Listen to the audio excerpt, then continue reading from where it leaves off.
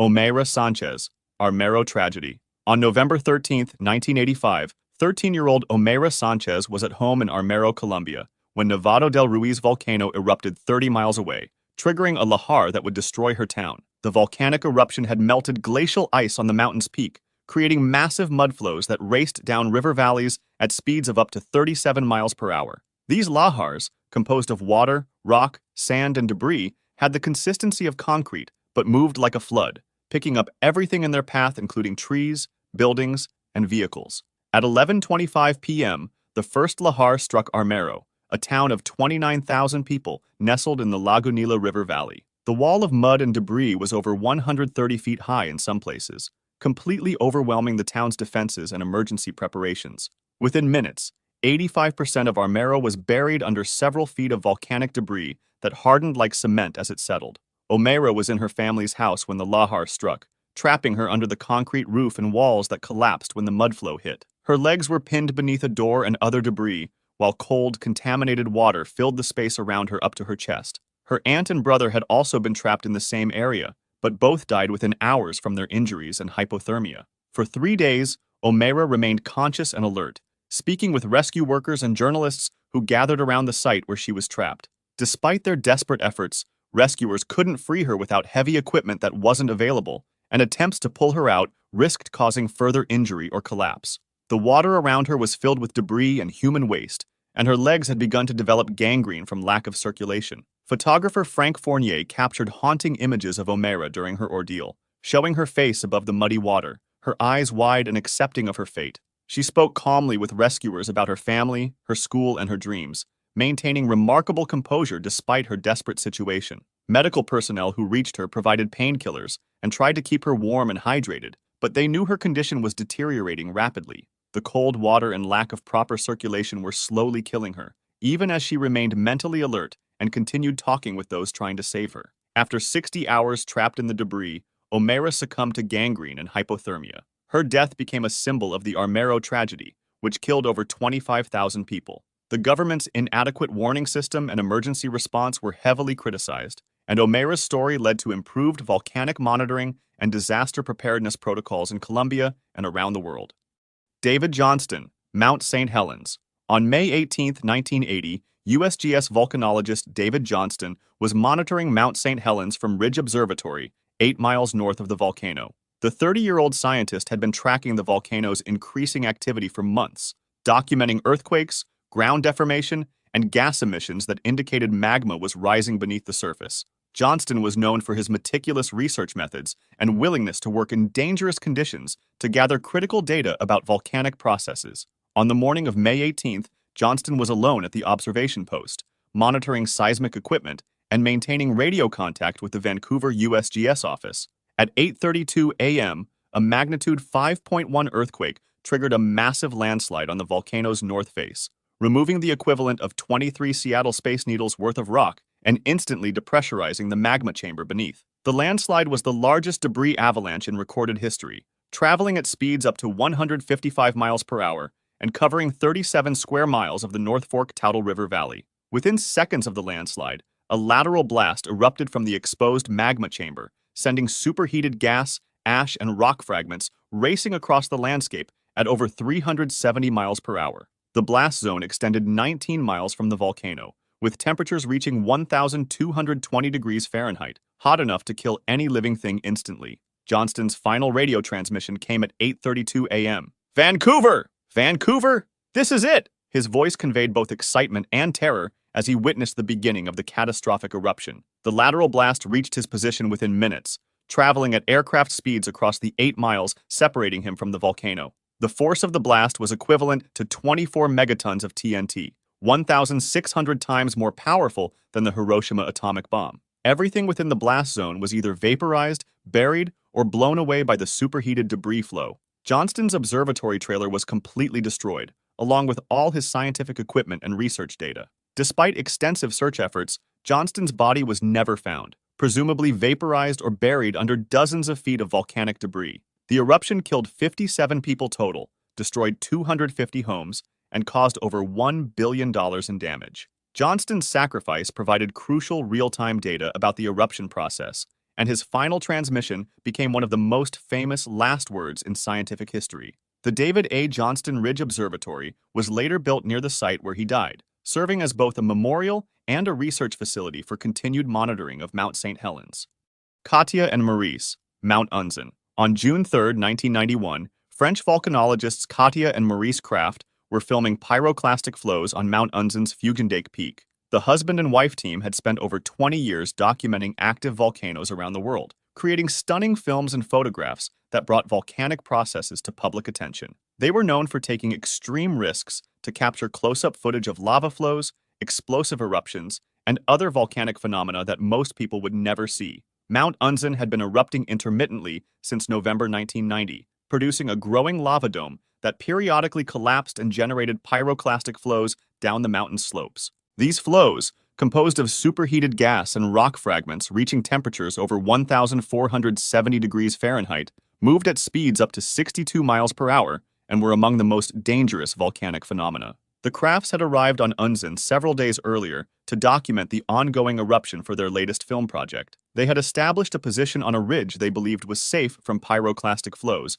based on previous flow patterns and topographic analysis. However, volcanic behavior is notoriously unpredictable, and the flows generated on June 3rd were larger and more extensive than previous ones. At approximately 4:08 p.m., a partial collapse of the lava dome generated a pyroclastic flow significantly larger than those the Crafts had been observing. The flow followed a different path down the mountain, channeling through valleys that previous flows had avoided and extending further from the volcano than anticipated. The superheated debris cloud, moving at over 62 miles per hour, overwhelmed their observation position before they could escape.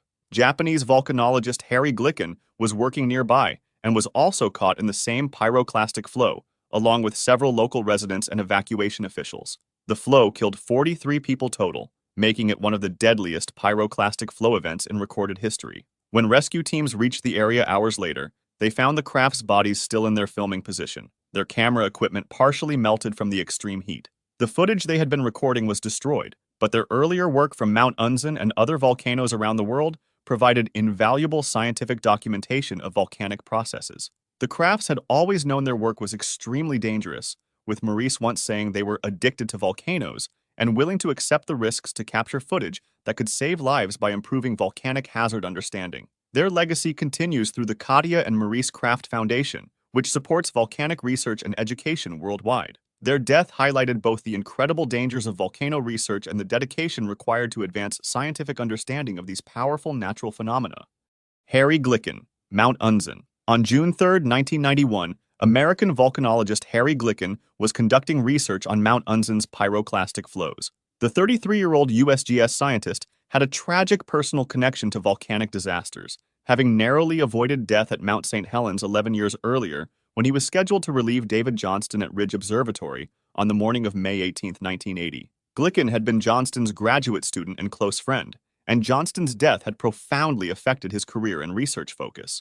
After Mount St. Helens, Glicken became one of the world's leading experts on volcanic debris flows and pyroclastic phenomena, dedicating his career to understanding the processes that had killed his mentor. His research on the 1980 eruption and its aftermath had provided crucial insights into how lateral blasts and debris avalanches behave, information that was vital for protecting people living near active volcanoes. In 1991, Glicken was in Japan studying Mount Unzen's ongoing eruption as part of his research into pyroclastic flow dynamics and hazard assessment. He had been working closely with Japanese scientists and local officials to understand how the volcano's behavior might threaten nearby communities. The mountain had been erupting since November 1990, producing a growing lava dome that periodically collapsed and sent pyroclastic flows racing down the slopes toward populated areas. Glicken was positioned in what was considered a safe area based on careful analysis of previous flow patterns and volcanic history. He was collecting temperature measurements, gas samples, and photographic documentation to better understand how pyroclastic flows develop and spread. His work was part of a broader international effort to improve early warning systems and evacuation procedures for volcanic disasters. On the afternoon of June 3rd, a larger-than-expected collapse of the lava dome generated a pyroclastic flow that extended far beyond the anticipated danger zone. The flow reached speeds over 62 miles per hour and temperatures exceeding 1,470 degrees Fahrenheit as it raced down valleys that had been considered safe. Glicken, along with the crafts and 40 other people, was caught in the deadly surge before he could reach safety. The pyroclastic flow killed him instantly, adding another tragedy to a life already marked by volcanic loss. Glicken's body was found by rescue teams along with his research equipment, which had been partially melted by the extreme heat of the flow. The tragedy of Harry Glicken's death underscored the extreme dangers faced by scientists who study active volcanoes and the personal sacrifices made in the pursuit of knowledge that can ultimately save lives. His work on Mount St. Helens and other volcanoes had already contributed significantly to understanding volcanic hazards, and his research continues to inform volcano monitoring and risk assessment today. White Island tourists.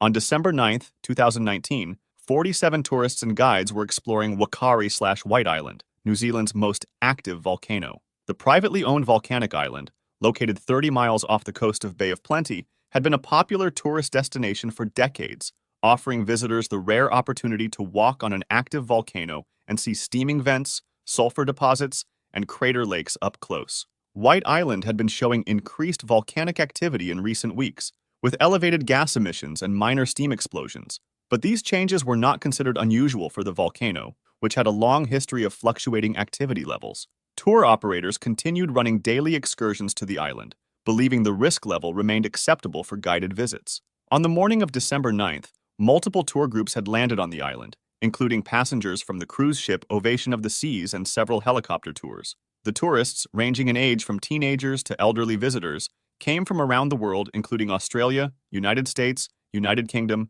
China, Germany, and Malaysia. They were exploring the main crater area, taking photographs and learning about volcanic processes from their guides. At 2:11 p.m. local time, with no immediate precursory warnings, White Island exploded in a phreatomagmatic eruption caused by seawater interacting with hot volcanic material. The eruption sent a massive plume of steam, ash, and rock fragments over 1.9 miles into the sky, while pyroclastic surges raced across the island at high speeds. The eruption caught everyone on the island completely by surprise, as there had been no significant earthquake activity or other clear warning signs in the minutes before the explosion. Tourists and guides were scattered across different parts of the crater when the eruption began, with some groups closer to the active vents than others. Those nearest the eruption center were killed instantly by the blast, while others suffered severe burns from superheated steam and gas reaching temperatures over 212 degrees Fahrenheit. Many of the survivors sustained burns to over 90% of their bodies and required months of treatment in specialized burn units across New Zealand and Australia. The eruption created complete chaos on the island, with thick ash and steam making it impossible to see more than a few feet. Some visitors managed to reach the shoreline where tour boats were waiting, while others were trapped further inland by the ongoing volcanic activity. Helicopter pilots showed extraordinary courage, flying multiple rescue missions through dangerous conditions to evacuate survivors, despite the risk of further eruptions. The tragedy raised serious questions about the regulation of adventure tourism on active volcanoes and the adequacy of warning systems for sudden volcanic eruptions. 22 people died in the disaster, while 25 others were severely injured, highlighting the unpredictable nature of volcanic hazards and the inherent risks of visiting active volcanic sites. Mount Pelée, Martinique. On May 8, 1902, Mount Pelée on the French Caribbean island of Martinique erupted catastrophically, destroying the city of Saint-Pierre. The 4,583-foot stratovolcano had been showing signs of increased activity for several weeks, with small earthquakes, ash emissions, and sulfur odors alarming local residents. But colonial authorities downplayed the danger to prevent economic disruption and population flight. Saint-Pierre, known as the Paris of the Caribbean, was Martinique's largest city and most important commercial center, with a population of about 28,000 people living in elegant colonial buildings along the waterfront. The city was built on the slopes of Mount Pelée, just 5 miles from the volcano's summit, placing it directly in the path of any major eruption. In the days leading up to the disaster, volcanic activity had been increasing steadily, with ash falls covering the city and forcing residents to cover their faces when venturing outdoors. On May 5th, a lahar had destroyed a sugar mill and killed 23 workers, but local officials continued to insist that the volcano posed no immediate threat to Saint-Pierre. Elections were scheduled for May 11th, and the colonial governor was determined to prevent panic that might disrupt the political process. At 7:52 a.m. on May 8th, Mount Pelée exploded with tremendous violence, sending a nuée ardente, pyroclastic flow, racing down the mountainside toward Saint-Pierre at speeds exceeding 62 miles per hour. The superheated cloud of gas, ash, and rock fragments reached temperatures of over 1,830 degrees Fahrenheit, hot enough to melt glass and metal instantly. The pyroclastic flow reached Saint-Pierre in less than 3 minutes, engulfing the entire city in deadly superheated gas and debris. The temperature was so extreme that people were killed instantly, their bodies flash-burned and often frozen in the positions they occupied when the flow hit. Ships in the harbor caught fire immediately, their wooden hulls and rigging igniting from the intense heat. The flow was so hot that it vaporized seawater, creating additional steam explosions that added to the devastation. Within minutes, Saint-Pierre was completely destroyed, its buildings collapsed or burned, its streets filled with ash and debris. The pyroclastic flow had been so fast and deadly that virtually no one had time to escape once it began moving down the mountain. Among the victims was the wife of the American consul, Clara Prentice, who had written to her sister just days before describing the increasingly frightening volcanic activity. Her final letter, found in the ruins, provided a haunting first-hand account of the days leading up to the disaster. Remarkably, there were only 2 known survivors in Saint-Pierre proper: Auguste Separis, a prisoner who was protected by his underground jail cell, and Léon Compère-Léandre, a shoemaker who lived on the outskirts of the city. Approximately 30,000 people died in the disaster, making it one of the deadliest volcanic eruptions in recorded history. The Mount Pelée disaster led to major advances in volcanology and influenced the development of modern volcano monitoring and hazard assessment procedures that continue to protect lives today. If you enjoyed this video, subscribe for similar ones and feel free to drop suggestions for the next video in the comments.